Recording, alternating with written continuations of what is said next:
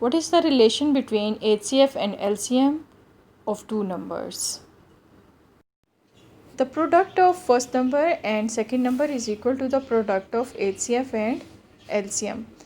There are four elements: first number, second number, HCF and LCM. If one element is missing out of these elements, we can find it by given formula. For example, we have two numbers 12 and 16.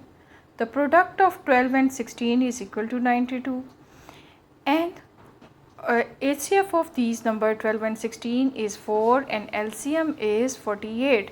The product of 4 and 48 is equal to 192. It means the product of 12 and 16 is equal to the product of their HCF and their LCM.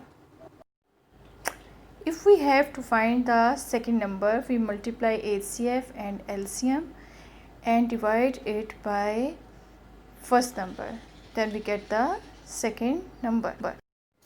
And if we have to find the first number, we multiply HCF by LCM and divide it by second number.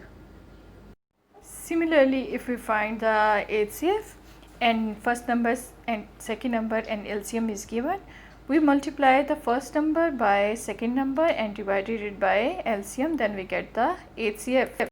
And when we multiply first number by second number and divided by HCF, we get the LCM. Application of HCF and LCM. The process of finding the HCF and LCM in our real life or word problems. When will we find HCF? The word greatest, maximum, largest or longest are used in a statement. We find the HCF of given numbers.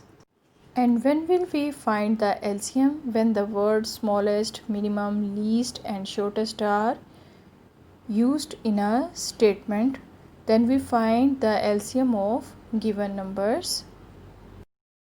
Another case of LCM, when two or more than two elements start together with a different time period, and we have to find when will they work together again, then we also find the LCM.